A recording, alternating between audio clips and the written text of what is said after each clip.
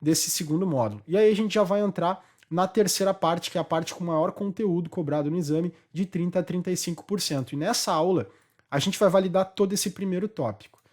Um ponto importante, eu vou falar algumas coisas práticas, principalmente na parte de PIN, que eu acho que é um ponto muito relevante e nem todo mundo praticou, já viu como que funciona o PIN, então eu vou mostrar um pouquinho na prática, focando, né, que a gente não tem conteúdo prático cobrado exclusivamente no exame EC900. Ele é um exame mais de fundamentos, mas, como eu comentei lá no início da nossa série, alguns pontos práticos a gente vai estar validando. Nessa segunda parte da aula, onde a gente entra basicamente no terceiro módulo, quase todos esses itens a gente tem conteúdo prático dentro do canal. A gente tem parte de Network Security, a gente tem a parte de Azure Firewall, Azure Bastion. Aqui a gente não tem um conteúdo exclusivo sobre Web Application Firewall, mas a gente tem uma parte que fala exclusivamente sobre Application Gateway, e aí com isso vocês conseguem ter uma noção muito boa de como funciona. Na descrição dessa aula eu vou colocar o link para todos esses conteúdos de forma prática, caso você queira fazer um review, se aprofundar um pouco mais nessa parte prática. Beleza? Outro ponto, né? A gente teve algumas mudanças aí desde que a gente começou lá no início da série. Uma delas, bastante relevante, que o pessoal tem questionado muito, é a questão do idioma. No início da série a gente só tinha provas em inglês. E agora não, a Microsoft liberou uma tradução do conteúdo, já estão disponíveis provas em português. O pessoal tem perguntado qual a minha opinião sobre o contexto da prova em inglês. Assim, pessoal, eu sempre gosto de deixar claro que você não pode deixar o inglês travar o seu crescimento. Tá? O inglês, para quem quer trabalhar com cloud, e principalmente quem quer trabalhar com tecnologia, o inglês não pode ser problema. Né? Você pode até fugir desse exame da parte de inglês, mas a próxima prova que você for fazer, você vai ter que ter o inglês, não adianta. Então, no meu ponto de vista, primeiro ponto, se você quer muito fazer a prova e o inglês ainda está dificultando você, beleza, usa português, vai em português, faz a prova. Mas é que não tem muito como escapar, se você vai continuar subindo, indo para os próximos passos, se você quer fazer as outras provas SC, se você quer fazer a Z500 com foco em segurança, não tem como fugir do inglês. O inglês está disponível para as provas que são fundamentals, por exemplo, SC900, a Z900. Então, português somente para esse tipo de exame. Eu recomendo que você tente ir para o inglês, tá? Mais uma vez, se o inglês vai dificultar demais, beleza, faz a prova em português. Eu não gosto muito de prova em português, na verdade eu nunca fiz prova em português, mas eu já olhei bastante conteúdo de prova em português, eu não gosto dos conteúdos traduzidos, termos técnicos traduzidos não fica legal. Consultei algumas pessoas e muitas me falaram que realmente ainda a tradução não tá 100%. Quando existe a tradução, às vezes tem a tradução do termo técnico e são pontos que acabam dificultando o entendimento. Então, a minha dica é: tente ir para o inglês, não deixe o inglês atrasar. Você foge dessa, mas na próxima prova você não vai fugir, você vai ter que encarar o inglês. É um inglês técnico, né, pessoal? Não precisa ser fluente no inglês. Você tem que conseguir pelo menos ler os termos técnicos, trabalhar com o portal inglês. Então, são coisas um pouco mais tranquilas, né? Você não precisa ter um conhecimento muito profundo. É bem focado na questão técnica. Segundo ponto de aviso, a prova, se vocês olharem aqui, ela vai ser atualizada no dia 26 de julho, ou seja, próxima semana. Ela vai ter atualizações. Rafa, vai mudar muito conteúdo? Não vai mudar praticamente conteúdo. O que muda são nomenclaturas e organização de conteúdo. Como assim nomenclatura? O pessoal sempre pergunta quando eu falo que muda a nomenclatura. Como assim mudar a nomenclatura? Galera, eles estão reestruturando os tópicos. Se vocês olharem na parte de baixo desse conteúdo, o que ele aparece? Né? Ele mostra tudo que tinha, né? Quando está sublinhado em vermelho é o que está entrando, e o que está riscado é o que está saindo. Notem que aqui, por exemplo, a gente tinha a parte de encryption. A parte de encryption foi removida da prova? Não. Ela estava dentro desse foco, describe, né, de describe, define, security idential concepts, ela foi alterada. Ela veio para essa outra parte, que também é de describe, mas ele está falando de compliance. Então ela saiu desse tema de baixo e foi para essa parte de cima. A parte de common threads também foi aqui para a parte de cima. Né? Então, são itens que foram alterados praticamente, né? Foram mudando de localização.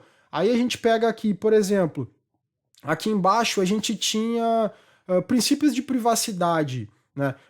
Princípios de privacidade, eles foram colocados também para a parte de cima. Então, são itens que, na verdade, eles não deixaram de aparecer, né? Eles foram alterados principalmente de locais, né? Conteúdo novo, por exemplo, aqui, ele falava de 365 Security Center, agora ele foi para o Defender Portal, porque mudou o nome da tecnologia, certo?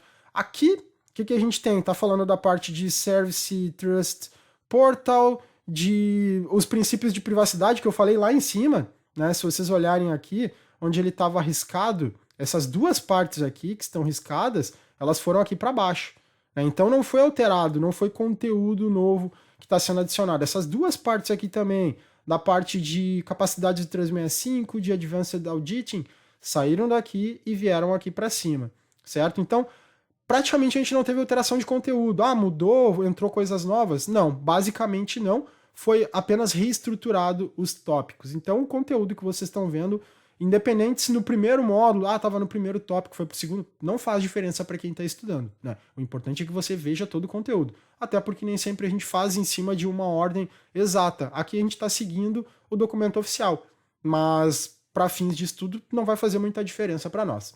Beleza? Só para a gente dar esse start aí, esclarecer essas dúvidas. Então vamos entrar de fato no nosso conteúdo. Como eu falei, a gente está praticamente no segundo módulo, onde a gente está falando de soluções de gerenciamento, identidade e acesso. E aqui o que a gente fala? De governança, a gente fala da questão de gerenciamento e review de acesso. Essa parte de review é muito importante, Access Review, a gente vai falar um pouco sobre isso.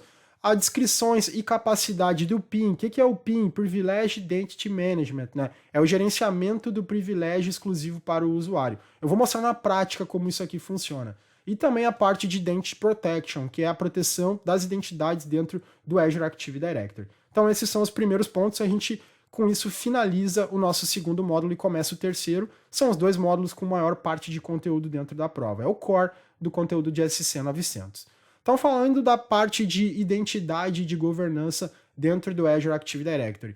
Sempre que a gente fala de gerenciamento de governança, a gente entra sempre dentro de um ciclo. Ele é um ciclo contínuo, porque você começa, você dá o start, você tem o meio dessa ação, que é a manutenção, que é a visualização, que é a auditoria, né? E depois você volta de novo. Entrou um usuário novo, entra dentro do ciclo. Criou uma nova identidade, gera o ciclo de novo, né? É um ciclo contínuo que ele vai estar sempre em execução. A gente tem a criação de um usuário, a gente libera privilégios para o usuário, tem usuários que encerram o ciclo dentro da empresa, a gente faz um processo de desligamento, faz o contorno em cima do usuário, cada empresa tem a sua política, desabilita, deleta, dependendo do tipo que você trabalha, finaliza o ciclo daquele modelo de identidade. E aí começa tudo de novo com novas identidades. Então, por isso que a gente sempre fala do ciclo de vida da identidade, né? Desde o início que a identidade é concebida, tudo que você coloca de permissionamento, até o momento que você desliga, que não tem mais aquele tipo de identidade. E geralmente isso que é o complexo da gente conseguir controlar, e as ferramentas que a gente vai falar aqui nos auxiliam muito a tratar esse contexto do ciclo de vida. O ciclo de vida de acesso também é muito importante, por quê? A identidade, muitas vezes, ela continua, né? Vamos dar um exemplo. O usuário entrou dentro da empresa, ele está dentro do setor de tecnologia da informação e ele vai receber os acessos diretamente ligados ao que ele trabalha com a tecnologia da informação. Em determinado momento, o usuário ele saiu de setor, né? Ele foi movimentado, ele está fazendo uma outra função e agora ele está trabalhando na parte de marketing, por exemplo. Como que a gente faz para garantir o ciclo de acesso? Ele era da TI e agora ele foi para o marketing. E aquele acesso privilegiado que ele tinha relacionado ao conteúdo de tecnologia. Quando ele foi, né, quando ele teve essa mudança de setor, esse move para o marketing, foram removidos esses permissionamentos ou o usuário está carregando toda aquela permissão? Se a gente não consegue controlar esse ciclo de vida, pensem que um usuário que daqui a pouco está 10 anos numa empresa que ele passou por 4, 5 setores, ele tem praticamente acesso em qualquer tipo de ambiente. E é isso que a gente tem que cuidar, né? Quando a gente faz uma movimentação de usuário, a gente precisa fazer um review em cima do acesso. Remove os acessos antigos e qualifica os novos acessos. E quando o usuário precisa de uma permissão exclusiva? Por exemplo, eu tenho um usuário que trabalha na governança, né? Eu gosto de falar muito da questão da governança, gerenciamento de acessos, porque são setores que controlam essa questão do privilégio do usuário. E aí vamos dizer que eu tenho um colaborador que ele é o cara responsável por dar acesso a grupos. Ele dá o permissionamento. Chegou lá um determinado chamado, um determinado ticket, foi aprovado e o usuário do Rafael precisa receber acesso para criar usuários e grupos dentro do Active Directory. Como que eu faço? Eu concedo esse privilégio para o Rafael diretamente na identidade dele, eu crio outro usuário. Como que eu controlo esse privilégio extra que o Rafael vai ganhar? Então a gente tem algumas formas de fazer, e o PIN é uma delas. Eu posso liberar o acesso com permissão administrativa por um curto período de tempo, né? Ou o Rafael pode ter esse acesso elencado para ele e ele vai solicitar toda vez que ele tiver que utilizar. A gente vai falar um pouco mais sobre isso e eu vou mostrar de forma prática. E aí o ciclo de vida da identidade, que a gente falou conforme está aqui nesse desenho que eu coloquei na tela, que é o join, né? Quando a sua identidade ela é criada, o usuário entrou dentro da empresa, recebeu o seu usuário. Segundo, o move, o usuário está trocando, saindo de um setor e indo para o outro. Quando ele faz esse tipo de movimentação, como que a gente tem um controle em cima disso? Quem é responsável por remover os acessos e adicionar os novos acessos para a nova função que ele vai estar exercendo? E por último, o leave, quando o usuário for desligado da empresa e a gente precisa remover esses acessos. A parte de leave, ela não necessariamente vai ser somente quando o usuário é demitido, né? Na grande maioria das vezes a gente coloca como exemplo a demissão, mas ele é um pedaço do move também, porque eu tenho que remover acesso dele quando ele faz o ciclo de move, ou seja, ele está indo para outro departamento, eu tenho que remover essas ações. E é quando a gente completa o ciclo geral até o momento que a gente chega no no access, ou seja, o usuário não tem mais acesso nenhum. Eu posso até ter essa identidade, mas ela está totalmente desabilitada e ela não recebe mais nenhum tipo de acesso, independente da maneira que você vai tentar utilizá-lo. Falando do gerenciamento de direitos de review, né? Primeiramente o direito, né? Quando a gente fala de um recurso de governança, de identidade, que está trabalhando dentro de uma empresa, de uma corporação, a gente tem que trabalhar o ciclo de vida da identidade e o ciclo de vida do acesso. A gente acabou de falar isso. São coisas que tem que andar praticamente de mãos dadas. Como que a gente faz para controlar isso no dia a dia? Isso é algo muito difícil, né? Quando a gente pega empresas que têm uma quantidade grande de colaboradores, que tem um nível de turnover muito elevado, ou seja, entra e sai muita gente, e acontece muito isso na prática. A gente pega como exemplo empresas que trabalham com call center, tem uma quantidade grande de colaboradores e é um tipo de função que tem uma rotatividade muito grande. Como que a gente faz para ficar alternando esse nível? Cria, concede, deleta, desabilita. Então, essa gestão, né, do direito de acesso do usuário, geralmente a gente precisa ter fluxos automatizados, criar workflows que me possibilitem que esse acesso, essa revisão, não seja feito de formato manual. Quanto mais manual a gente deixar esse processo desse ciclo de vida, maior a probabilidade da gente cometer erros e falhas relacionadas à identidade. E aí, quando que isso vai aparecer? Geralmente, quando a gente tiver um problema, né, de acesso, uma credencial que vazou, um acesso indevido, ou uma auditoria, quando alguém estiver validando de fato por que o usuário está com aquele direito administrativo. E aí, para isso, um dos workflows que a gente utiliza hoje, que nos facilita muito ter esse controle e esse acesso relacionado à validação do usuário, é o Access Review. O Access Review ele é uma funcionalidade que a gente tem dentro do Azure Active Directory, que faz parte da console de gestão de identidade, onde a gente consegue determinar, por exemplo, a revisão dos direitos de acesso em grupos do Active Directory. Tem um grupo do Active Directory que concede permissão lá no file server. E aí, o exemplo que eu dei, o usuário foi desligado ou mudou de setor. O usuário fez aquele move, saiu da TI e foi para o marketing. E ele continua com acesso aos diretórios da TI. Quem que vai lá validar se o usuário do Rafael não precisa mais estar no grupo de TI e agora ele faz parte do grupo do marketing? Conceder o acesso é algo muito mais simples, porque o usuário chegou no outro setor e ele vai reclamar que ele não está acessando os diretórios que competem à atividade dele. Então alguém vai arrumar esse acesso para ele. Mas agora remover o acesso antigo já é algo que entra em outra esfera. E aí você precisa automatizar esse ciclo. O Access Review é uma das melhores soluções que a gente tem para fazer isso, porque a gente consegue fazer com que você especifique pessoas que são responsáveis pelo review dos acessos, ou você consegue determinar que o dono do grupo, o manager do grupo, vai ser responsável por fazer essa revisão de acesso. E aí você cadastra as datas, por exemplo, né, com que frequência esse grupo vai passar pelo processo de review. Posso colocar que vai ser mensalmente, trimestral, semestral. Não adianta a gente colocar um período muito curto, porque daqui a um pouco o gerente vai começar a não fazer. Né? Então, geralmente, pelo menos, né, no máximo eu diria mensal. Mas geralmente as empresas trabalham com trimestral. E aí o que acontece? Ou a pessoa, o setor responsável pela gestão de acessos, ou o gerente de setor, que na verdade seria o cara, digamos, mais talvez indicado a fazer esse review, porque muitas vezes a gestão de acessos pode não ter o controle exatamente de todo mundo que faz parte de um setor ou que teve movimentação. O gerente talvez seja a pessoa mais indicada. E aí, de 1 em 1 mês, de 3 em 3 meses, dependendo do ciclo que você colocou, esse gerente vai receber um e-mail, ou o gerente ou o responsável, onde vai estar dizendo, olha, você precisa revisar o seu grupo de NTFS da TI. E aí o que ele vai trazer para você? Vai trazer algumas recomendações automáticas dizendo, por exemplo, o Rafael faz 30 dias que ele não acessa esse diretório, faz 30 dias que ele não loga, nós recomendamos que o Rafael seja excluído do grupo de NTFS TI. E aí você pode escolher se você vai seguir essa recomendação, você vai avaliar ou não. Né? Não, ele não está acessando, mas ele está de férias, ele está de algum tipo de licença de saúde, mas ele faz parte do setor e quando ele retornar ele vai continuar acessando.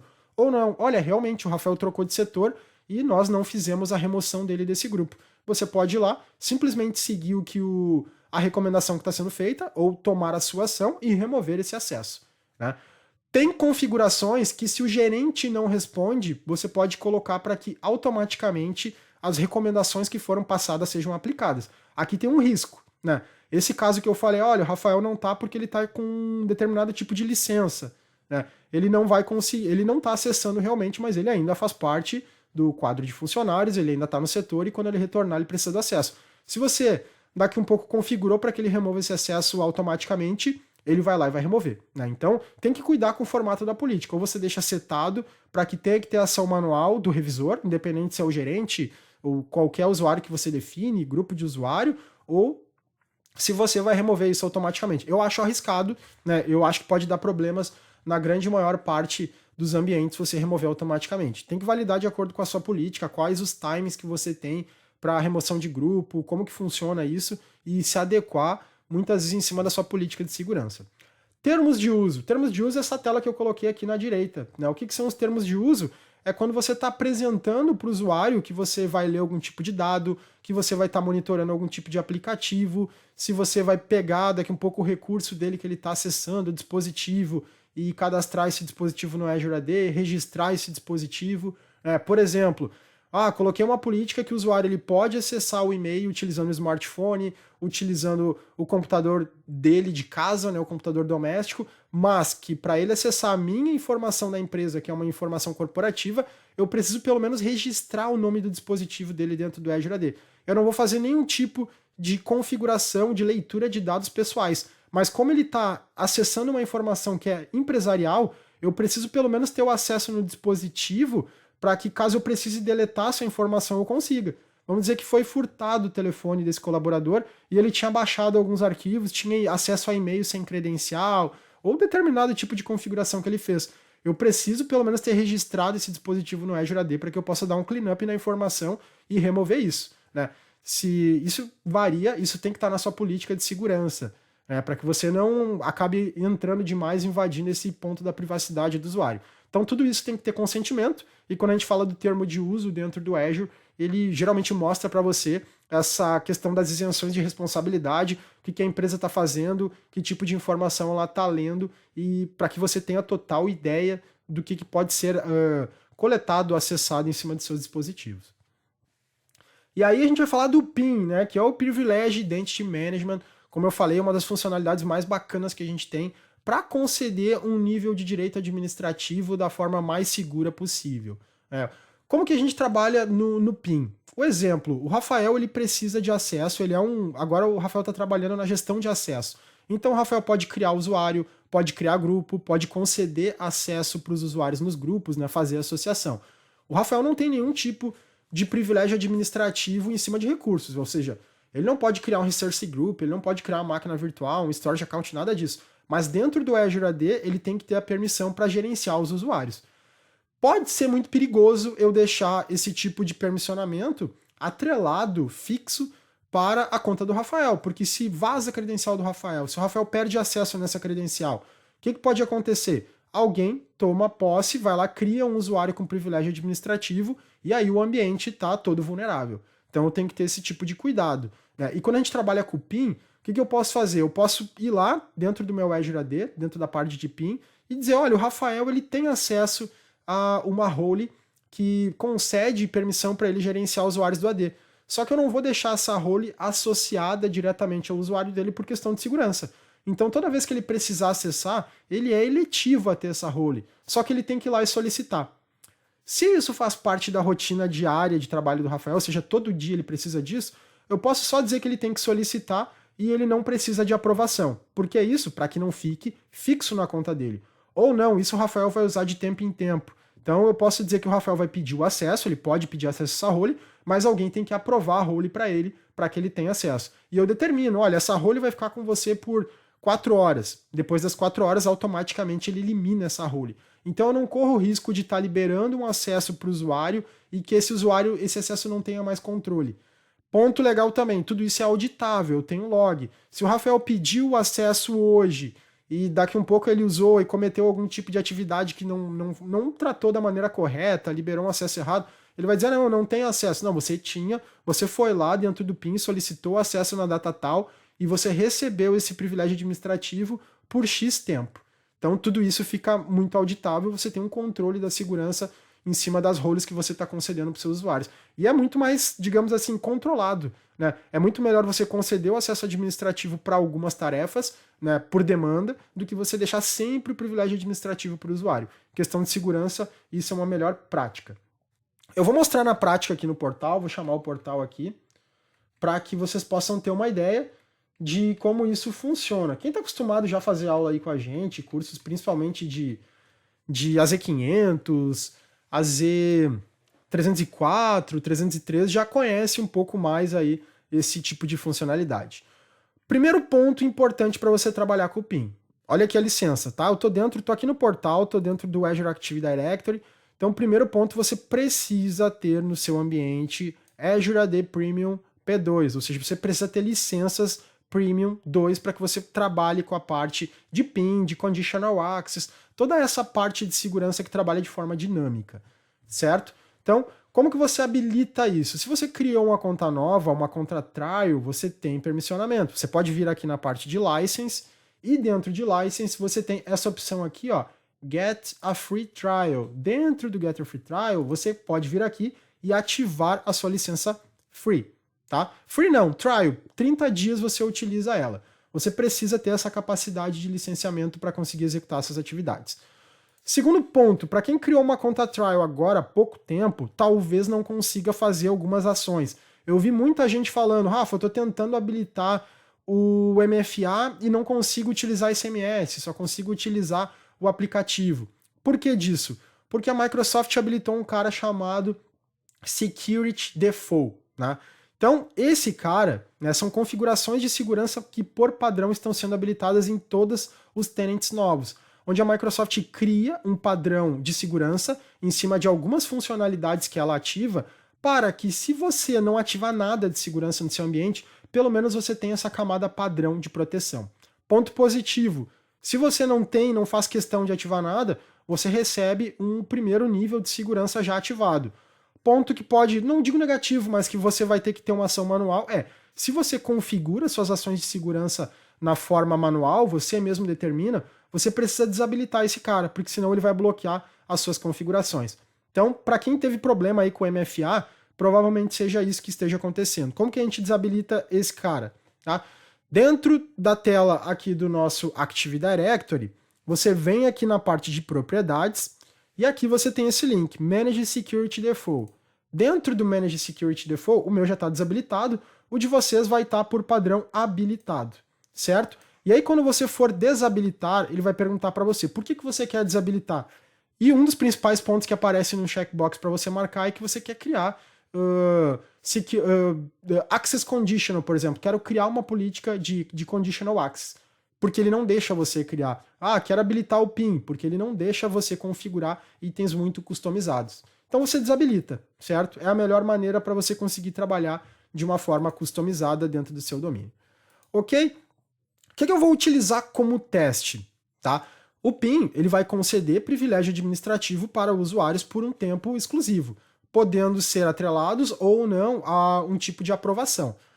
Como que funciona isso? Tá? Eu vou pegar aqui como exemplo, aqui no meu Active Directory eu tenho alguns usuários que estão sincronizados com o diretório local, outros que são nativos de nuvem. Vou pegar esse usuário aqui, Rafael Andrade, que é um usuário de teste meu.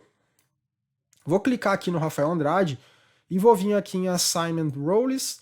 Vocês podem notar que ele não tem nada de role associada, e aqui ele não tem nada de roles elegível. O elegível é quando você concede a permissão para o usuário solicitar aquele acesso administrativo. Então ele não tem nada no momento, ele está zerado. O que eu vou fazer? Eu vou pegar o e-mail dele aqui, porque é tanto laboratório que às vezes eu não lembro todos os e-mails de cabeça.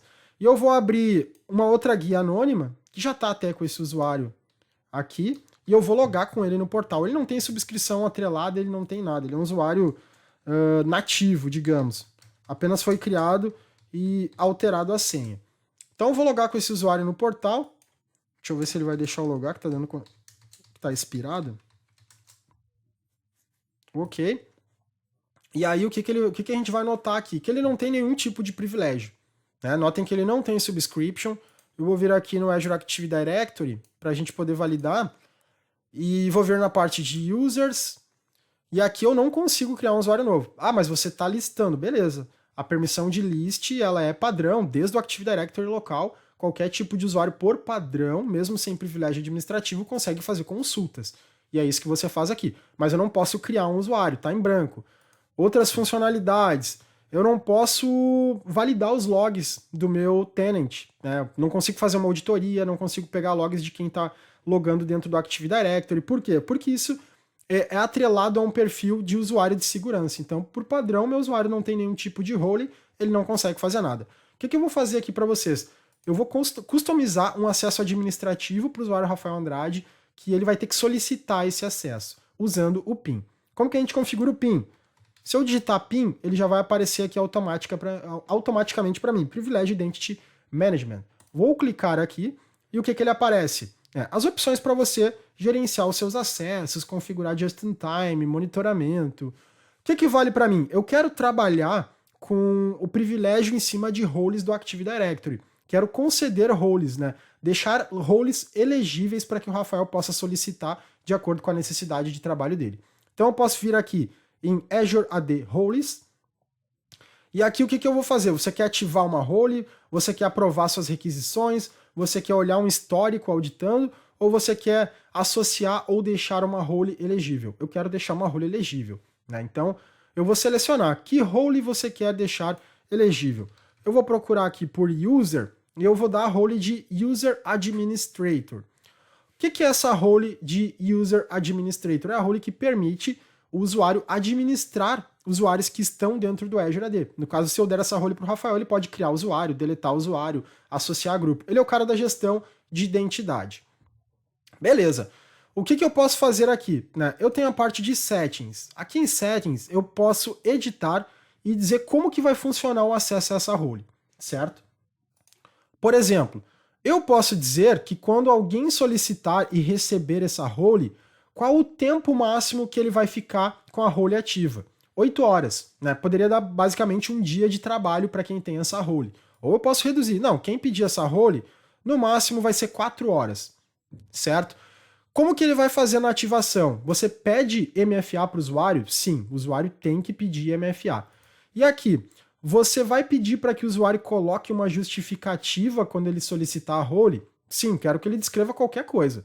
E eu posso escolher. Você quer que ele abra um ticket colocando a informação de um ticket de suporte, ou você quer que o usuário tenha a aprovação, ou seja, sempre que qualquer usuário que for elegível solicitar a role de User Administrator, ele tem que passar por uma aprovação. Sim, essa role é muito crítica e eu quero que ele passe por aprovação. E aí você vai selecionar quem é o aprovador. Né? Isso aqui eu estou configurando para qualquer pessoa que peça acesso à role de User Administrator. Quem vai aprovar? Esse meu usuário aqui, o TFTech. O usuário TFTech vai ser responsável por aprovar a role. E aí eu posso dar um assignment na role. Como que você vai associar essa role? Você vai deixar ela permanentemente elegível, ou seja, o usuário que receber essa role sempre vai ter ela disponível para que ele possa solicitar? Não, vou deixar por 3 meses. Passou de 3 meses, tem que solicitar o acesso de novo. Quando eu vou liberar uma role, eu posso dizer que ela está elegível ou eu posso deixar essa role ativa para o usuário. Ou seja, o usuário recebe e fica com ela full time. Se eu configurar essa role ativa, por quanto tempo a role vai ficar? Por 1 mês ou sempre, né? O legal é deixar pelo menos no mínimo 1 mês, tá? E aqui eu posso colocar que sempre que alguém for solicitar essa role precisa de MFA e de justificativa, tá? Eu acho que isso é sempre interessante você colocar. O MFA ele tem que estar embutido nas configurações que você vai fazer para garantir esse nível de segurança. E aqui eu posso configurar alguns termos referente à notificação. Ah, quando alguém pedir, vai disparar um e-mail para o administrador, vai disparar um e-mail para o aprovador, o usuário, quando alguém aprovar, vai receber um tipo de e-mail. Eu não vou mexer em notificação, vou deixar todas elas ok. E vou dar um update. O que eu fiz aqui? Eu não associei nenhuma role. Simplesmente eu alterei as configurações da role quando ela for solicitada, certo? Como que eu vou associar essa role? Agora sim, eu vou adicionar um assignment. Quem vai receber esse tipo de role? Tá? A role que eu selecionei, User Administrator, o tipo de escopo, sempre diretório. E aqui, qual o usuário que vai estar elegível a receber essa role? O Rafael.Andrade. Então, o que eu estou fazendo? Primeiro ponto, configurei a role para qualquer pessoa que tenha acesso. E agora eu estou dizendo quem vai ter acesso à role. Liberei o acesso para o Rafael Andrade, e aqui é aquele ponto. Eu vou deixar a role elegível para o Rafael, lembra que a gente falou por 3 meses? Ele já pegou automaticamente a elegibilidade de 3 meses. Tá ativo? Lembra que a gente falou que ativo ia ficar 1 mês? Ativo ele não precisa solicitar. Isso aqui já vai ser diretamente chumbado na permissão de conta dele. Eu não gosto muito de usar ativo, a não ser que você tenha um usuário que não, todo dia ele passa o dia inteiro fazendo esse tipo de ação. Aí tudo bem. Então para o Rafael eu vou deixar elegível pela política padrão, 3 meses, e é isso que eu vou configurar. E a role está associada para o Rafael. Está configurado esse tipo de role, e eu sempre vou validar aqui. Aqui é onde eu vou ter todo o histórico de roles que foram associadas. Beleza, e se eu quiser associar outro tipo de role? Posso? Posso. Eu vou associar outro tipo de role. Agora eu vou dar uma role que tenha permissão de segurança, tá? Só que eu quero fazer um contexto diferente. Eu vou procurar aqui por um tipo de role específica. Qual a role que eu vou procurar? Deixa eu voltar aqui, eu não quero mais a de User Administrator. Eu quero... Deixa eu voltar aqui. Agora eu vou procurar por Security. Eu quero dar a permissão de Security Administrator, que vai ser aquele cara que vai poder ler log, fazer vários tipos de configuração. E eu posso fazer uma configuração diferente para o Security Administrator, por exemplo. Eu vou dizer para essa, tá? Não estou colocando pela criticidade da role, mas só para a gente enxergar os dois cenários diferentes. Eu vou colocar que precisa de MFA, só que eu vou dizer que para essa role ele não precisa aprovar, não precisa de aprovação, certo? Ele já está associado para ele, quando ele pedir, ele já recebe. Então não vou modificar ela, simplesmente vou dar o OK. E eu vou associar ela para o Rafael também. Então o Rafael vai ter 2 tipos de role, os quais ele pode fazer a solicitação. Ok? Uma que ele precisa de autorização, precisa de uma aprovação, e outra não. E essa role aqui, notem que ela já vem elegível aqui automaticamente, permanentemente, tá? Que eu não sei quanto tempo ele tá a duração máxima, porque eu não configurei essa política. Simplesmente eu estou associando ela, porque aqui eu quero mostrar como que fica a experiência para o usuário com os 2 tipos de role que ele tem associadas. E aí, mais uma vez, ele vai depois mostrar para mim aqui as roles que vão estar elegíveis para o meu usuário. Vou voltar aqui no TFTech Online e aqui eu vou conseguir ver todos os assignments, certo? Eu já tenho uma role que está elegível, que é aquela role de permissionamento para o Rafael como User Administrator. Quando tiver com uma role como Assign, ele vai aparecer aqui, só que são usuários que já estão rodando. Não necessariamente esses usuários passaram por esse processo. Hoje, quando você associa uma role para o usuário, ele usa a mesma tela do Privilege Identity Management, certo? Então, beleza. O que eu vou fazer agora? Eu vou lá e vou logar com a conta do Rafael e vou validar se ele vai aparecer essa solicitação de User Administrator para ele. Então, vou vir aqui na tela. Notem que eu não tenho aqui nenhum tipo de permissionamento. Eu vou clicar aqui em funções administrativas. Notem que a tela dele, né, ou melhor, deixa eu ir no usuário aqui primeiro, eu preciso selecionar o meu usuário. Aqui, Rafael Andrade. E vou vir aqui em funções atribuídas.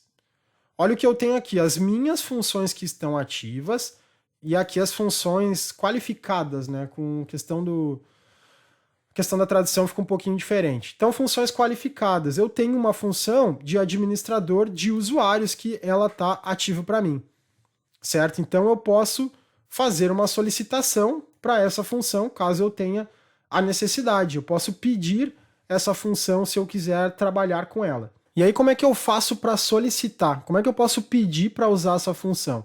Eu, como usuário, eu tenho que procurar o PIN, e aqui dentro do PIN, do Privilege Identity Management, o que ele vai mostrar? Quais são as minhas funções? O que eu tenho de função? Né? Olha aqui, administrador de usuários, são funções que estão elegíveis. E aí eu posso solicitar. Quando eu tenho uma função que já está atrelada à minha conta, ela vai aparecer em funções ativas. Então eu vou clicar aqui em funções qualificadas e vou solicitar a ativação. Né? O que eu posso explicar? Como eu tenho só 4 horas de ativação contínua, eu posso dizer que eu quero começar em um horário específico. Tá? O que ele está pedindo aqui para mim? Ó, ação necessária. Provavelmente é o meu MFA. Olha só, ele pediu MFA. Lembra que eu coloquei que para solicitar ele tinha que ter MFA? É por isso, porque ele não consegue pedir antes de passar pelo processo de MFA para garantir a identidade dele. Eu vou ver se ele mandou o código aqui para mim já. Mandou. 128499. Já validou aqui o código para mim. Vou colocar que sim. E agora vamos ver se ele vai liberar para que eu solicite a minha função. Certo? Validando a solicitação. Olha lá, validou. Então agora eu posso colocar. Olha, eu quero ativar a função, mas eu quero ativar essa função daqui a X tempo. Tá? Eu quero usar minhas 4 horas, mas eu vou começar, sei lá, às 17 horas. Aqui no caso não. Vou colocar aqui, ó. Necessito atender a demanda do ticket 1, 2, 3, 4, 5. Né? Vamos dizer que eu tenho que atender uma demanda específica de criação de usuário. E aqui vou colocar como ativar essa minha função. Olha lá, a aprovação da sua solicitação está pendente. Então ele mandou essa aprovação. Aqui no meu usuário administrador, eu sou o aprovador. Notem que eu estou dentro da tela do PIN. Eu recebo isso por e-mail também. Né? Eu posso receber isso aqui por e-mail. E aqui eu tenho Pending Request e Approve Request. Vou clicar aqui em Approve Request para ele olhar. Olha só, ele não tem nada aqui. Ó, acabou de chegar a minha solicitação. Né? Olha só, vou clicar nela aqui, necessito atender a demanda, e aqui eu tenho que correr a abinha do ticket tal. Aprova, né? Approve ou deny? Vou dar um approve. Vou colocar aqui como ok. Configurei, estou dando acesso para o Rafael. Beleza, acesso liberado. E aí o que eu vou fazer? Agora eu vou voltar lá para a tela do Rafael, vou atualizar aqui nos qualificados, ele leva um tempinho. O que apareceu aqui? Olha o botão para mim. Ativar, né? Ou seja, está liberado para você. Você pode ativar e utilizar. Né? Ou melhor, já está ativado, na verdade. Eu já fiz a solicitação. Olha lá, já apareceu aqui. Deixa eu dar um F5 na tela aqui. É que o qualificado sempre vai mostrar ali porque você tem essa função. Né? Mas ele já apareceu aqui como ativa e olha o horário de término. Né? Exatamente 4 horas depois. Caso eu termine a minha ação e queira fazer... Vou desativar porque eu não quero ficar com esse permissionamento aqui. Eu posso simplesmente vir aqui e dar um desativar. Agora eu vou voltar aqui dentro do Active Directory. Vamos ver se ele já vai liberar direto para mim ou se eu vou ter que logar novamente. Olha lá, pessoal. Opa, acabei clicando errado. Notem que ele já habilitou o botão que estava esmaecido, o botão de novo usuário, certo? Então eu já recebi a permissão para criar um novo usuário.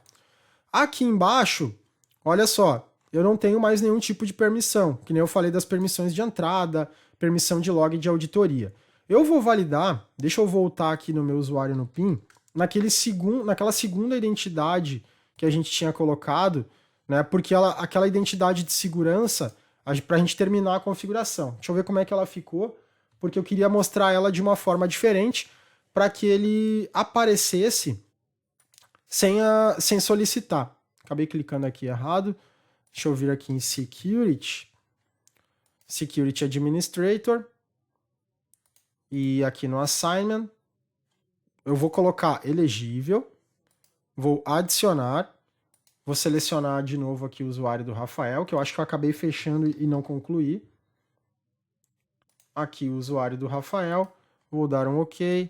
Next. Vou deixar ele como elegível. Vou deixar como permanente. E vou dar um assignment. Ah, ele disse que já está associado. Tá? Então, realmente, ele concluiu aquela hora. Vamos ver aqui, ele está com um pending request. Ah, ele já está concedido o permissionamento aqui para o Rafael. Olha lá. já foi liberado, né? Então o Rafael já está com esse tipo de privilégio administrativo para ele. Vamos voltar lá na conta do Rafael agora para a gente validar. Então aqui no usuário do Rafael eu já tenho uma função ativa. Vamos ver se já apareceu a segunda função, já era para estar ok. Aqui, ó, pessoal, agora acabou de aparecer, tá? A função de administrador de segurança, né? Então ela já tem esses dois privilégios. O que eu vou fazer? Vou ir no PIN de novo com o usuário do Rafael e aqui eu vou ter as minhas funções. Notem que eu tenho as duas funções aqui. Uma delas está ativa, que é o administrador de usuários, e a outra está aqui. Eu estou nas duas como qualificado.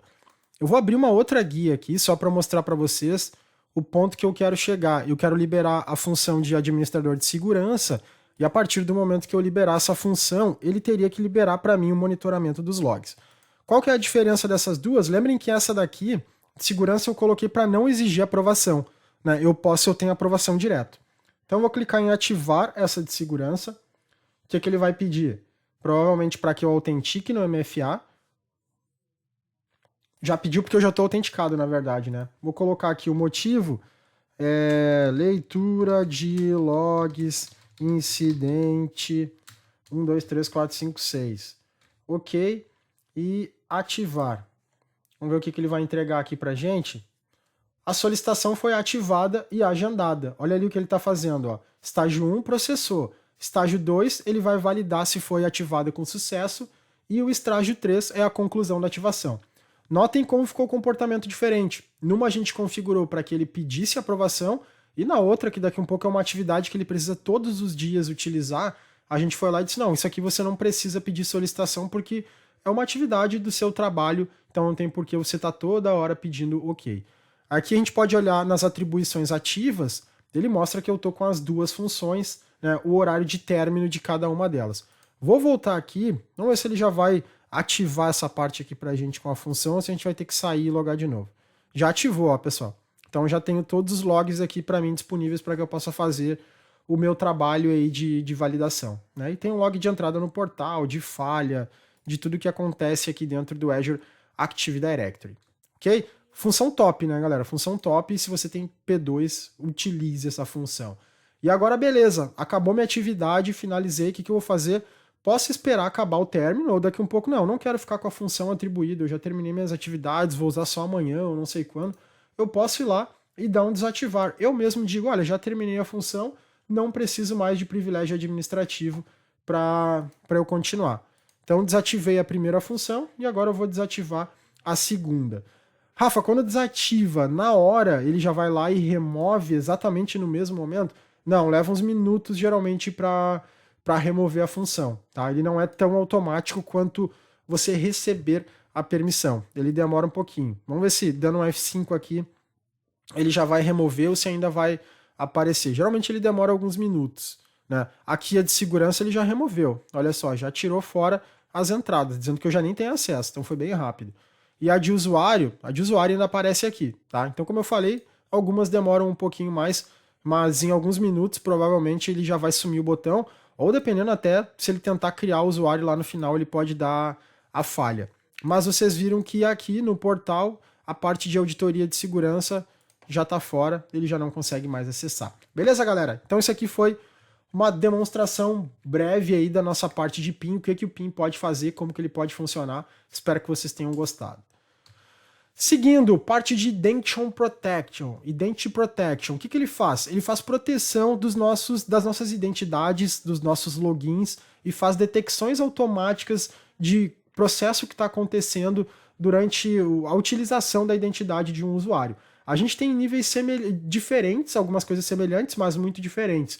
Quando eu falo de user, quando eu falo da questão de login. Como que ele trabalha nisso, né? Geralmente ele analisa o comportamento do usuário, ou seja, olha, eu vejo que o Rafael todo dia ele está logando de um IP que é do Brasil, que pela geolocalização do IP parece ser Rio Grande do Sul. O Rafael loga com o dispositivo Windows 10, está registrado aqui no Azure Active Directory, tudo certo. Beleza. Num determinado momento, se eu estou com as minhas políticas ativadas, pode acontecer que o Rafael está tentando logar de uma VPN que está deixando anônimo o IP de origem do Rafael. O que o Identity Protection faz? Opa, tem alguma coisa estranha. O Rafael sempre loga de um local onde ele tem o IP visível, que é uma localidade específica, e hoje tá estranho, o Rafael tá logando de um local onde tá anonimizando o IP dele.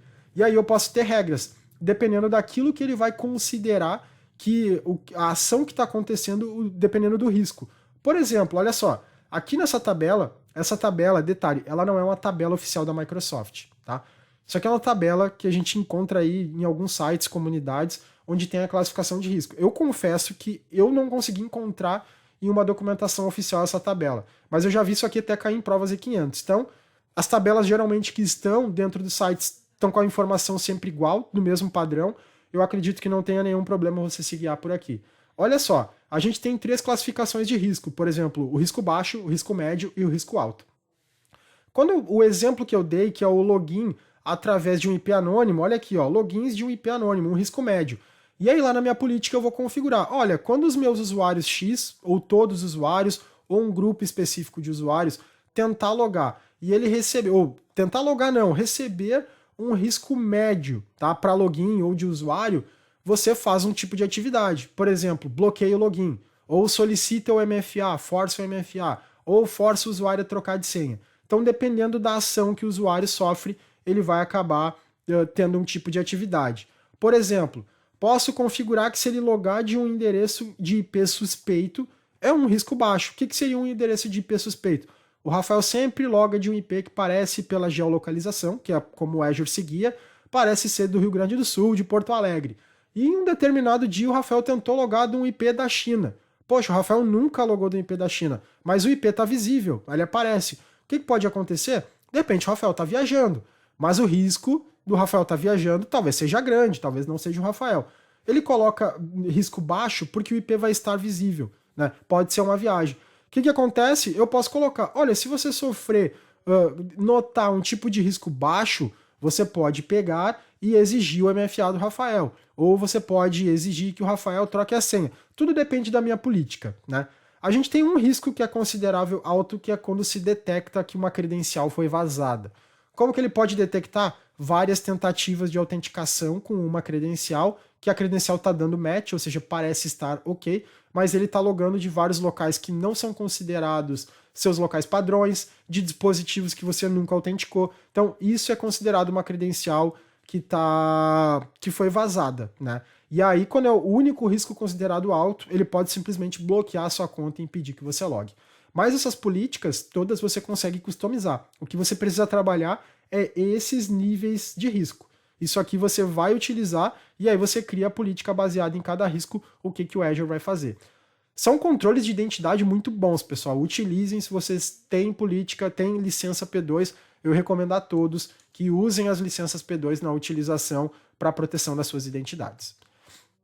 E aqui a gente vai passar pelo nosso primeiro cheque de conhecimento, né? 2 questões para a gente validar se a gente está entendendo de fato o conteúdo que está sendo repassado. A primeira delas, a sua organização realizou recentemente uma auditoria de segurança e descobriu que 4 pessoas que deixaram a organização ainda estavam ativas e atribuíram funções de global admin. Olha que risco, isso acontece na vida real. As pessoas tinham função global admin, deixaram a empresa e a função está lá ainda bonitinha configurado para ele, né? E aí, o que ele vai perguntar aqui pra gente? Os usuários foram excluídos, agora foram excluídos e você foi solicitado a recomendar uma solução para evitar que o lapso de segurança semelhante aconteça no futuro. Qual solução você deve recomendar? Primeiro, né, direito de acesso. O direito de acesso é simplesmente a forma de você habilitar, conceder o acesso para um determinado tipo de usuário, uma função específica. Mas isso, como a gente viu, é lá no processo de start de criação do usuário, onde você vai criar o usuário e selecionar qual função o usuário vai ter. O direito de acesso é simplesmente o ato de você colocar permissão para ele. Ele não vai ajudar em nada, né? Possivelmente esses usuários passaram pelo processo de direito de acesso e o problema não foi resolvido. Privilege Identity Management, o PIM. Esse sim é a alternativa correta, a alternativa B. A gente acabou de ver que se esses usuários tivessem a função de Global Administrator não associada à conta e sim elegível, quando precisassem do acesso, eles iriam solicitar, receberiam acesso e tempo depois esse acesso seria removido. né? Então, nesse caso, os usuários, mesmo que fossem esquecidos, eles não teriam a função diretamente associada para eles. Seria habilitado por um curto período de tempo e depois disso removido. Então, resolveria esse tipo de problema. Identity Protection, a gente viu que a gente trabalha mais na questão da proteção como um todo, onde a gente pode criar aquelas políticas de risco para que a gente possa entender o comportamento de login do usuário, o que está acontecendo, se é ele, se não é, se tem um risco nesse processo, mas não trabalharia com a questão do direito administrativo que o usuário teria aqui. Questão número 2. Você descobriu recentemente que várias contas de usuários do Departamento de Finanças foram comprometidas. Seu CTO pediu a sua ajuda para encontrar uma solução para reduzir o impacto das contas de usuário comprometidas. Eles pediram para você avaliar três recursos do Azure AD para o qual você recomendaria. O primeiro deles, o Identity Protection, o segundo, Conditional Access, e o terceiro, direitos de acesso. Então a gente acabou de ver que quando as contas são comprometidas, né, quando as contas têm algum tipo de problema, a gente tem uma forma de validar.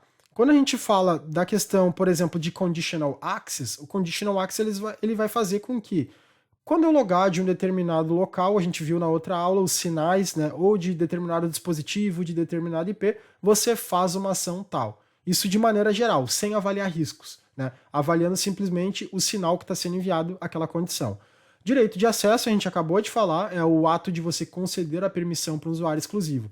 E o Identity Protection, a gente validou recém, no último conteúdo antes do check, que quando você percebe que a sua conta tem algum tipo de problema, tem um risco atrelado a ela, você pode tomar uma ação para reduzir o impacto. Pode pedir MFA, pode pedir a troca de senha, pode pedir para bloquear o acesso. Então, qualquer tipo de ação que você considere que vai reduzir o seu risco, o seu impacto referente àquela credencial.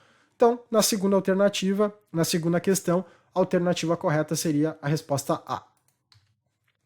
E agora a gente entra já no nosso terceiro módulo, questão de capacidade do Microsoft Azure para soluções de segurança.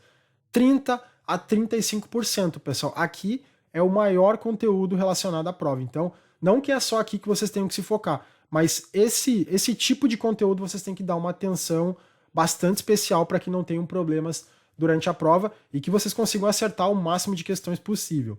A gente vai falar aqui de NSG, de ataques DDoS, de Azure Firewall, da parte de Azure Bastion, Web Application Firewall e também de criptografia de dados. Então, para a gente começar, fazendo uma breve introdução, a gente precisa saber o que aqui? Descrever quais os recursos possíveis a gente tem para atender cada tipo de cenário. Como que a gente pode estar fazendo para proteger nosso ambiente, nossas máquinas virtuais, todos os recursos que estão abaixo desse nível de proteção que a gente precisa implementar. E aí a gente fala também da parte de dados, né? A gente previne acesso, a gente previne você tomar posse de um determinado serviço, mas a gente também precisa prevenir que aquele dado que está armazenado, que está transitando, que está em repouso, receba uma camada de proteção, que geralmente é a criptografia. Então, para a gente começar falando, a gente vai tocar no assunto Network Security Group, os nossos famosos NSG. O que é o NSG? O NSG ele é um filtro para o tráfego que a gente tem entre as nossas subnets, entre as nossas máquinas, né? Ele faz uma filtragem de pacote. Eu gosto de dizer que ele trabalha como um mini firewall. Por que um mini firewall? Porque ele faz uma das funções do firewall, que é você criar uma regra onde você consegue definir se esse tráfego vai ser liberado ou se esse tráfego vai ser bloqueado. Ponto importante, diferença do firewall. Ele atua em camada de rede, 3, 4. Ele não trabalha com FQDN, não trabalha na camada 7, camada de aplicação, como o firewall trabalha. Outro ponto importante, para você adicionar um NSG, você tem que acoplá-lo a ou uma subnet, uma ou várias subnets, ou então a placa de rede da máquina. Você não consegue usar um NSG para todo o seu ambiente. Vamos dizer que você tem uma rede de hub spoke, né, com 4 VNets interligados. Você não consegue usar um NSG. No mínimo, um NSG dentro de cada VNet, certo? Cuidem que isso é questão de prova. Aonde você pode linkar o NSG? Placa de rede de uma máquina ou uma subnet. E aí dentro do NSG, você consegue criar suas regras, né? E cada regra você vai colocar um nome, você vai colocar qual é a origem, o protocolo de origem, qual é o destino, protocolo de destino, e você vai colocar uma ação, se você vai liberar o acesso ou se você vai estar negando aquele tipo de acesso. E aí você coloca uma prioridade. As prioridades, quanto menor for o número da prioridade, mais ao topo essa regra vai ficar. E aí sempre que você for processar uma regra dentro do NSG, você vai começar do topo e vai passando regra a regra até que em um determinado momento ele satisfaça a sua necessidade de acesso. Eu vou mostrar aqui de forma rápida um NSG e uma regra dentro do NSG. Então eu vou vir aqui no meu Resource Group, eu tenho o Resource Group SC900 e aqui eu tenho o meu Network Security Group. Ponto importante, aonde que a gente associa um Network Security Group?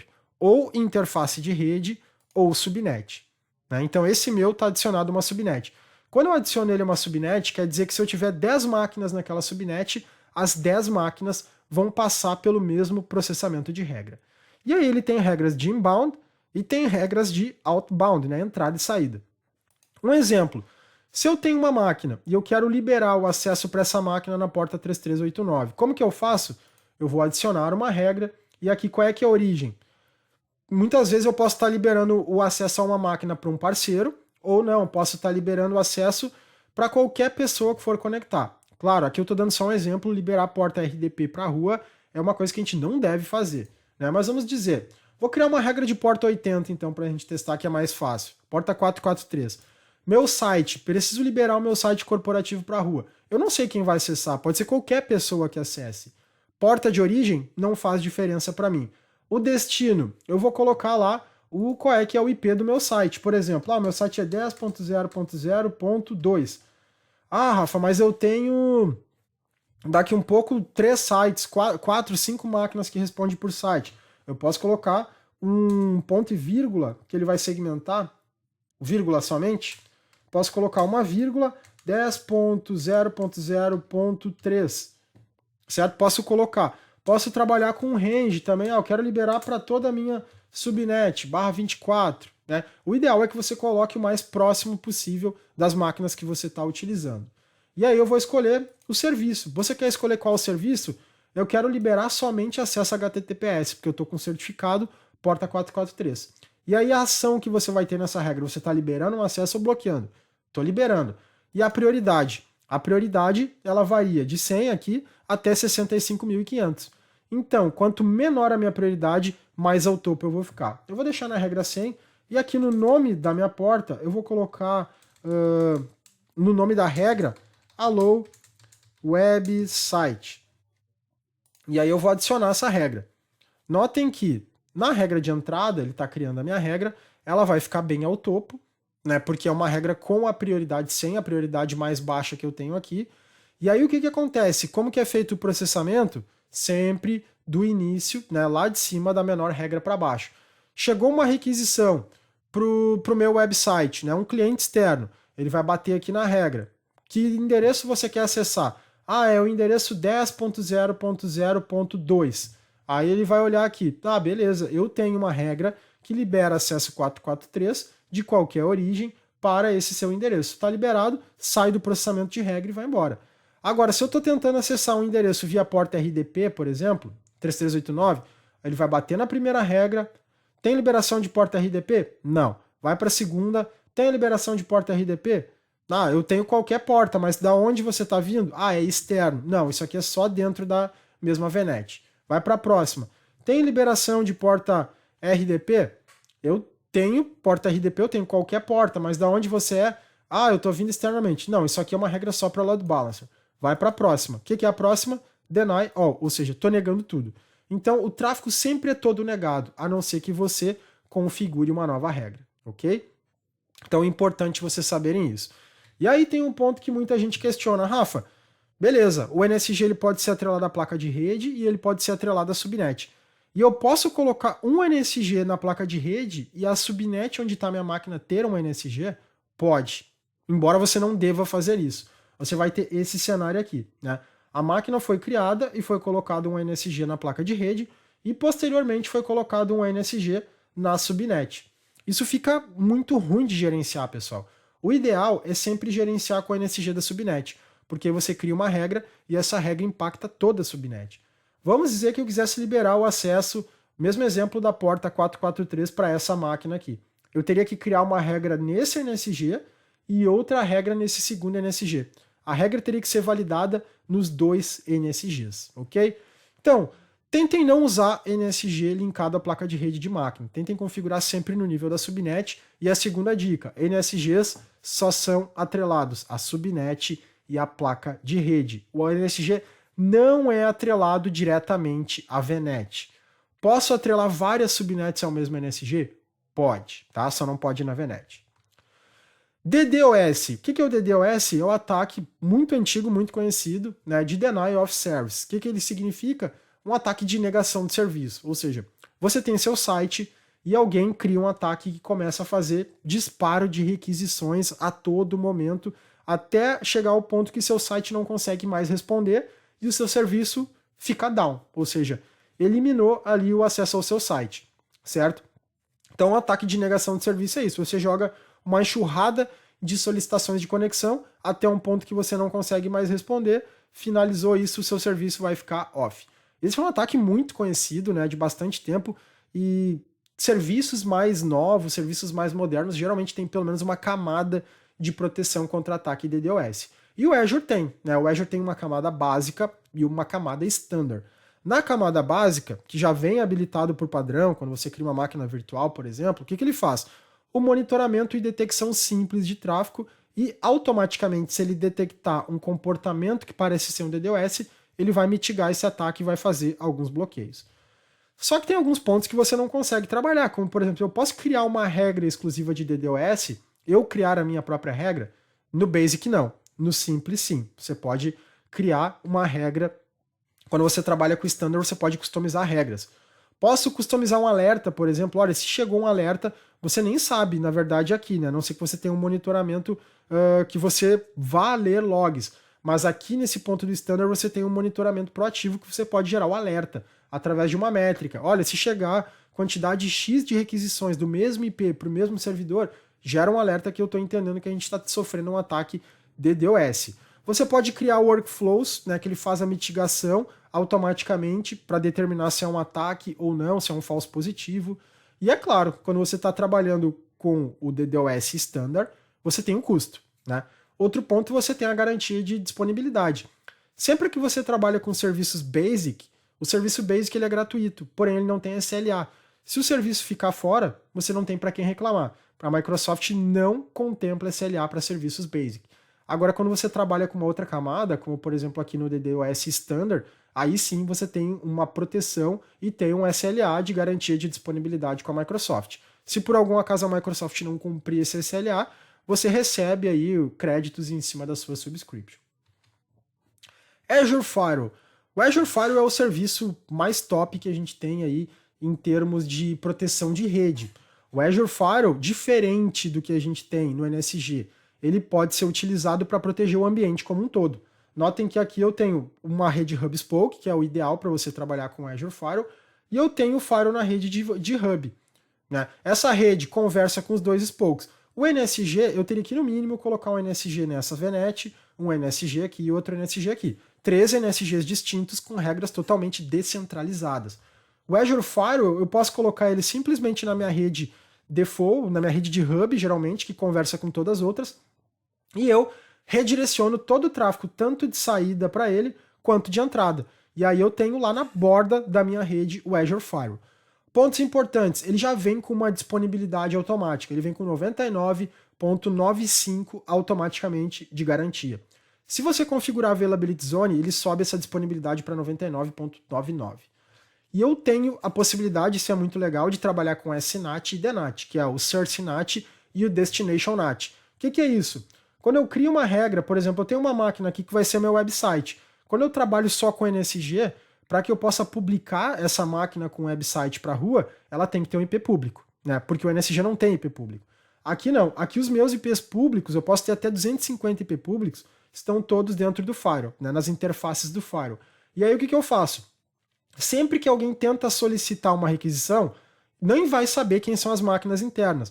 Ele vai bater no firewall e o firewall vai bater no IP público do firewall e o firewall vai olhar. Ah, qual é a regra que eu tenho? Olha, quando você receber uma requisição para o seu IP público X na porta 443, você vai fazer o quê? Um NAT, né? Vai fazer um translate para a máquina com IP interno X na porta X. Ou seja, Todo mundo que está atrás não tem IP público. O firewall que vai fazer sempre o translate. E a mesma coisa para a saída. Se qualquer máquina minha de dentro da rede tentar sair para a internet, todas as máquinas vão sair com o mesmo IP público. Por quê? Porque é o IP de navegação do firewall. Então, source NAT, todo mundo com o mesmo IP. E o DNAT, o destination, você bate no firewall e ele faz a tradução do destino, quem você quer acessar de fato. O Thread Intelligence, que é uma camada de proteção que a gente tem em cima do firewall, que ele faz detecções automáticas. Com base em metodologias de inteligência artificial da Microsoft, ele consegue detectar algumas possíveis ameaças e aí ele consegue fazer alguns bloqueios de forma automática para você. Filtragem no nível de aplicativo, ele trabalha na camada 7, ou seja, eu consigo criar regras por FQDN, né? Pelo nome, não precisa ser só IP. Vamos dizer o exemplo que eu gosto de dar. Você quer liberar para sua rede acesso a tudo que tem de Office 365, de Microsoft 365. Se você pegar o Exchange Online, tem diversos ranges de IP. Se você quer pegar o Teams, lá no site da Microsoft tem mais um range. SharePoint, outro range. Isso fica gigante para você colocar numa regra e quando for trocado esses IPs, sua regra deixa de existir. Quando a gente trabalha com NSG, você só libera por IP. Agora no Firewall não, você pode ir lá e liberar as URLs que a Microsoft coloca. O gerenciamento fica muito mais simples do que você trabalhar com IP.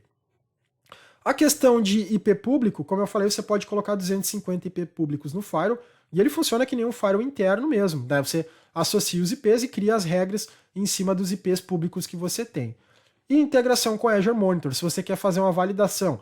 Agora eu preciso ver como que estão os logs de navegação, eu quero ver aonde que está dando erro, que regra que está bloqueando. Tudo aquilo que você faz dentro de um firewall para monitorar um comportamento específico, você integra ele com Azure Monitor, com o Workspace de Log Analytics e você consegue fazer filtragens em cima das suas regras e validar o comportamento de acesso que você está tendo. É obrigatório usar Azure Firewall quando eu vou para a nuvem? Não. Você pode trabalhar com NSG. A camada de segurança ela vai ficar muito, digamos, menos descoberta, porque o Azure Firewall é muito mais potente, tem muito mais recursos, mas é claro que tem a questão do custo. Hoje o Azure Firewall, por padrão, ele deve custar entre 4 e 5 mil reais no mínimo para você ter ele configurado durante um mês. O preço é pelo deploy, o mês inteiro que você deixa ele instanciado, e também pelo tráfego. Tudo aquilo que passa por dentro do firewall você vai ter um custo. Ah, Rafa, mas é muito caro, eu preciso ter um firewall, como que eu faço? Marketplace do Azure, você tem a opção de vários firewalls de mercado, quer um Cisco, quer um Barracuda, quer um F5, quer um pfSense. Você pode fazer o deploy de um appliance virtual dessas tecnologias, desses fabricantes e utilizar como um firewall normal. Ah, posso subir uma máquina com Linux e instalar um pfSense? Pode também. Tudo depende da sua necessidade e do budget que você tem aí de custo para poder trabalhar. Seguindo, Azure Bastion.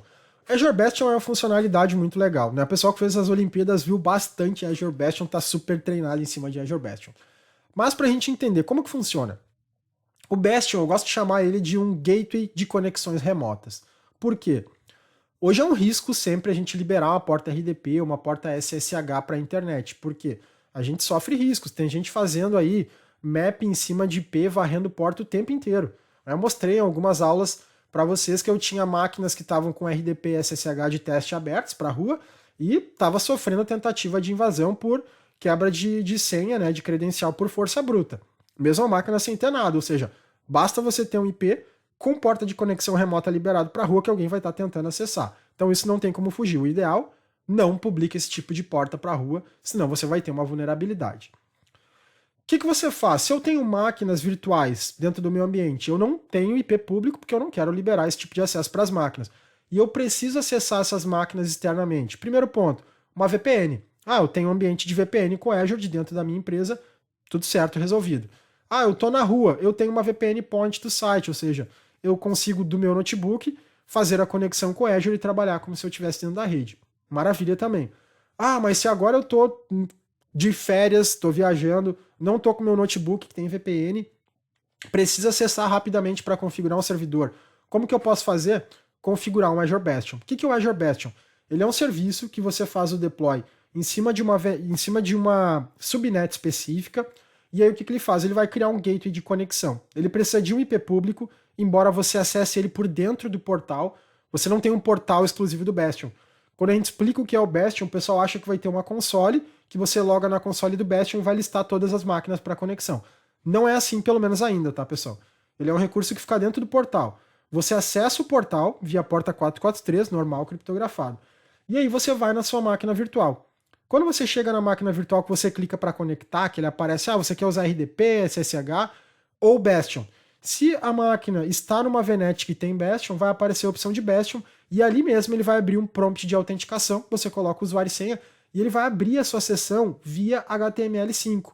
Ou seja, no browser você vai ter a conexão da sua máquina virtual. Ou seja, a sua máquina não está exposta em momento algum para a rua. A conexão toda é feita pelo serviço do Bastion que está dentro do portal, conectando remotamente nossas máquinas. Vale a mesma coisa para RDP ou SSH. Ponto importante, se alguém fizer uma varredura de portas, vai pegar alguma coisa? Não, porque não tem nada de porta RDP e SSH exposto para a rua. Né? É o Bastion que está dentro do portal que vai fechar uma conexão com as máquinas. Pergunta que o pessoal sempre faz. Tá, beleza, Rafa, eu estou usando Bastion. Passei aqui. Mas eu preciso liberar na minha VM o acesso remoto? Precisa. Por quê? O Bastion vai conectar na sua VM via porta RDP. O Bastion vai conectar na sua VM via porta SSH. Então você tem que ter o acesso remoto liberado. Claro que ele não está exposto, é IP privado apenas. Mas o Bastion precisa de uma porta RDP para chegar numa máquina Windows. Precisa de uma porta SSH para chegar numa máquina Linux. Então, a conexão remota ela precisa estar liberada, embora a máquina não tenha que ter nenhuma publicação externa. O ponto do Bastion é que ele é um pouco caro, né? Você vai pagar para deixar ele, digamos, deployado o mês inteiro em torno de uns 600, 700 reais por mês. Tem empresas que não tem, que esse custo é super acessível, mas tem empresas que a gente sabe que o custo é alto. Mas o bom, você pode fazer o deploy, acessar ele e depois você remove e vai ter um custo mínimo.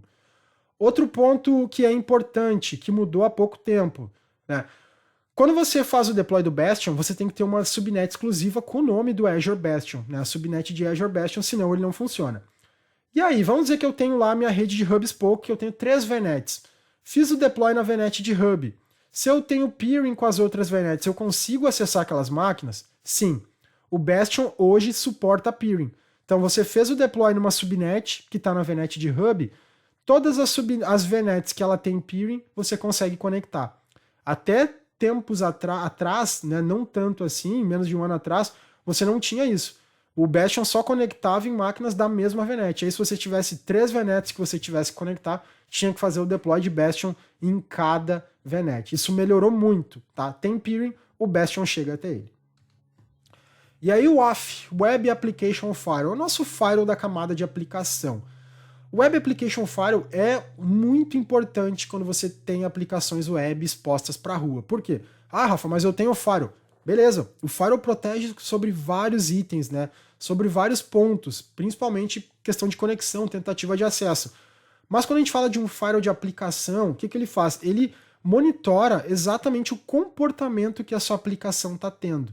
Então, se minha aplicação está rodando, daqui a um pouco alguém tenta mandar um SQL injection, o Web Application Firewall, o WAF, vai detectar isso automaticamente.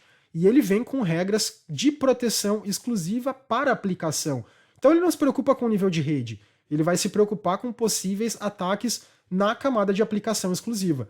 Eles não se sobrepõem, se eu uso o Firewall, não preciso usar o WAF, não tem nada a ver uma coisa com a outra. O ideal é que você use também o WAF para proteger sua aplicação. Tem alguns tipos de serviço que já vem com a possibilidade de você habilitar o WAF dentro dele. O Application Gateway é uma das melhores soluções para você publicar seus sites externos. O Application Gateway tem a possibilidade de você habilitar o WAF. E aí quando você habilita o WAF, você pode usar as regras default que ele já tem ou criar uma regra exclusiva. Que tipo de regra? Proteção de SQL injection, PHP injection, todos esses tipos de vulnerabilidade que podem ser mandados via URL, via requisição, post, tudo isso tem proteção dentro do WAF. Então você vai elevar o nível de camadas de proteção da sua aplicação e tornar ela muito mais segura. Tem custo, né, pessoal? Pergunta clássica. Custa? Sim, tem custo. E agora a gente vai falar sobre questão de criptografia de dados e de armazenamento utilizando o Azure Key Vault, né? Criptografia de dados, pessoal. Então, sempre é muito importante a gente ter os nossos dados criptografados. Hoje, por padrão, o Azure tem uma camada né, de criptografia quando a gente trabalha com máquina virtual ou com storage account. Você fez o deploy de uma máquina, fez o deploy de um storage account, tem criptografia? Tem. Né? Tem a criptografia que a gente chama de SSE. Essa criptografia está embutida, você não consegue desabilitar. E ela é totalmente gerenciada pelo Azure. O que é gerenciar uma criptografia, Rafa? Quando você criptografa um dado, um disco, você precisa de uma chave de criptografia. E quando o Azure coloca essa camada automática, ele mesmo faz a gestão da chave e você não se preocupa com nada. Agora, eu queria colocar uma camada de criptografia exclusiva na minha máquina que eu gerencie. Por que eu faria isso? Eu posso ter um compliance, dependendo da empresa onde eu trabalho, dependendo do ramo da empresa. É uma empresa de saúde, ela exige que os dados de todas as máquinas que trabalhem com acesso à informação de pacientes tenham os seus discos de máquina criptografados e que essa chave seja gerenciada exclusivamente por os responsáveis da empresa, ou seja, pelos colaboradores. Isso quer dizer que eu vou ter que gerenciar minha chave de acesso. Aí eu posso colocar outras camadas extras de criptografia, como por exemplo o ADE, que é o Azure Disk Encryption. Ele funciona tanto para Windows quanto para Linux. E ele trabalha, por exemplo, para o Windows exatamente como trabalha o BitLocker. Para o Linux, como o DM Encrypt. Então, você vai ter que armazenar a sua chave de criptografia e fazer a gestão desse dado. Beleza, e onde que eu armazeno essa chave de criptografia? A gente entra no segundo contexto, que é o Azure Key Vault. Mas só para terminar, a gente tem mais um modelo de criptografia, que é o TDE, que é o Transparent Data Encryption, que ele é utilizado principalmente em banco de dados, em SQL Server, por exemplo, em SQL Database, onde a criptografia é feita de forma transparente. Tudo que você tem de acesso, dos dados que estão lá em repouso, está criptografado. Mas quando o usuário precisa acessar, automaticamente ele vai decriptar esses dados, você acessa a informação e ele encripta novamente.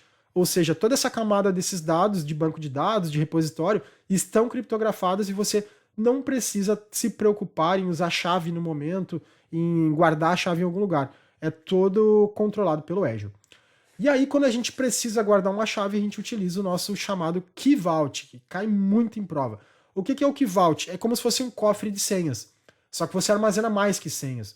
Você pode colocar uma senha manual, como se fosse um cofre mesmo, vou lá e coloco usuário X, senha tal. Geralmente eu uso isso para senha de serviço, né? Não vou colocar uma senha de usuário lá. Posso utilizar um Key Vault para colocar também um secret, que a gente chama, com uma credencial, por exemplo, de o administrador local de uma VM. E aí eu tenho meus ARM templates que eu faço o deploy das minhas VMs no ambiente. Imagina se eu configuro os meus scripts, né, os meus ARM templates, deixo todos numa biblioteca para minha equipe sempre que precisar criar máquina usar o ARM template. Quando eu vou fazer o deploy de uma máquina, eu obrigatoriamente tenho que passar quem é o usuário, administrador local e a senha. Vocês já pensaram em deixar a senha em texto puro dentro de um arquivo desses? Uma total falha de segurança. O que eu faço? Cadastro esse secret dentro do Azure Key Vault, dou permissão para que os deploys consultem o Azure Key Vault e dentro do meu deploy eu faço simplesmente uma associação para o meu Key Vault. Ou seja, quem está fazendo o deploy não precisa nem saber qual é a senha. Automaticamente o ARM template vai lá no Key Vault, vai coletar a credencial e vai configurar a máquina com aquela credencial. Mas eu posso trabalhar com vários itens, por exemplo, com certificado, eu posso gerar meus certificados através do Key Vault e fazer a renovação. Eu posso configurar para que o Key Vault renove o certificado automaticamente para mim, para que o Key Vault me avise quando faltar X dias para o meu certificado ser expirado. Então, na prova, sempre que a gente fala de armazenar dados de segurança, senha, secret, key, certificado, tudo isso dentro do Azure Key Vault. E a gente ainda tem dois tipos de trabalho com o Key Vault. Eu tenho o tipo de software, que é o padrão, quando eu coloco ele dentro do Azure nativamente, e eu tenho o HSM, né, que é o Hard Security Model, que é quando a Microsoft fornece para mim um hardware, que é isso chamado HSM, né, Hardware Security Model, e eu consigo gerenciar as minhas senhas, as minhas segredos, os meus certificados dentro desse hardware. Qual que é a diferença de usar o hardware e usar o padrão que está dentro do Azure? Mais uma vez, quando você tem um compliance da sua empresa que proíbe que você armazene qualquer tipo de chave, de certificado, de secret, de senha em um local que não seja o seu específico.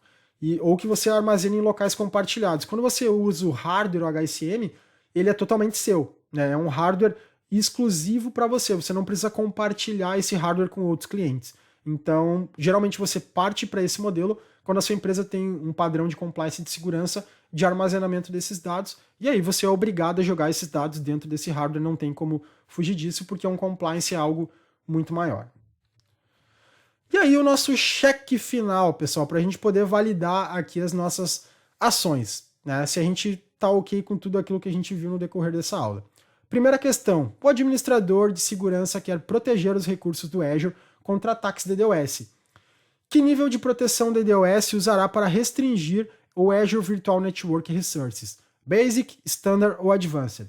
Bom, a gente já viu que o Basic é uma camada que já vem embutida, mas que a gente não tem muito controle, a gente não consegue setar ele exclusivamente em todos os recursos e ter um gerenciamento centralizado.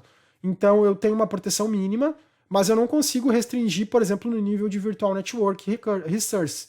Não conseguiria fazer isso. Para fazer esse nível de proteção, eu teria que usar um Standard.